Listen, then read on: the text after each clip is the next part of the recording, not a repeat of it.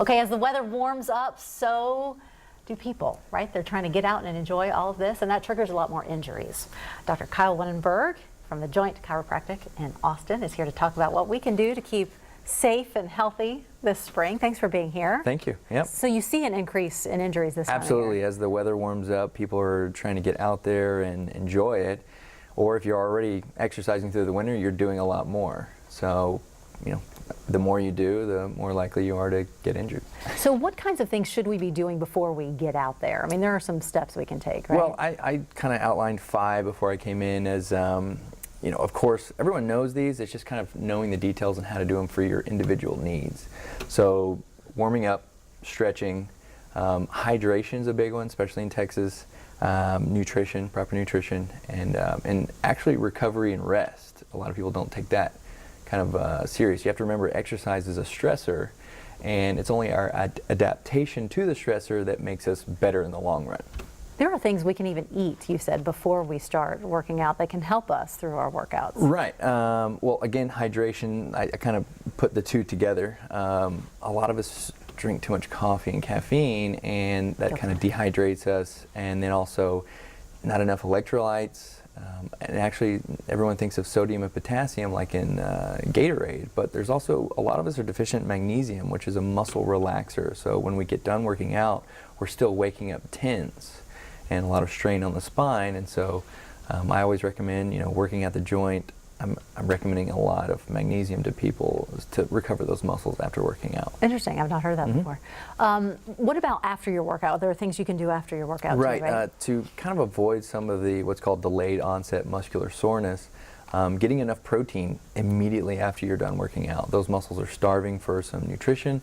And again, I try not to, different people have different food sensitivity, so I just say a good source of protein, at least 20 grams, 15 to 30 minutes after you work out. That's why you see some of these guys with their shaker in hand after they're done.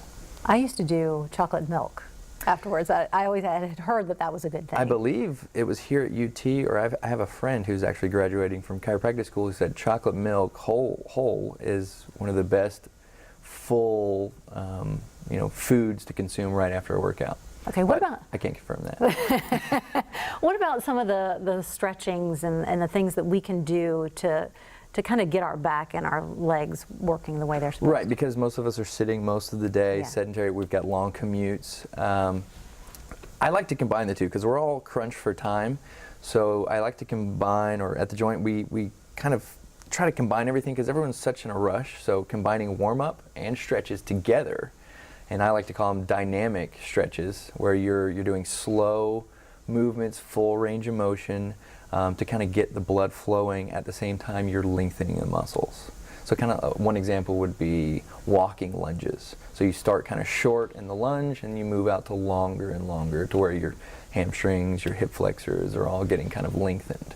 And slow, that's the key, Slow right? at first, yeah. Yeah, awesome. And stretching afterwards is just as important, right? Of course. Again, I just use the dynamic stretches before and after, to re-lengthen everything that you just shortened with, pumping iron or something. Awesome. You're going to see, I'm sure, more people getting out there because the weather's continuing to warm. Right. Where can folks find you? My joint location is at 290 and Mopac at the Sam's Club Shopping Center, but there's 10 to 12 joints all over Austin. If you go to thejoint.com, you can pop in your zip code and you can find the closest one to you. And no appointment necessary, walk right in. $29 initial, it gets you your exam, your report of findings, and your treatment. Yeah, and you said insurance covers some of this for a lot of people, I think. I don't know if, we don't take insurance, but usually the price that you pay is equal to the copay that you're going to meet at anywhere else. Great. Right. Thanks for being here. Yeah, my pleasure. We appreciate it.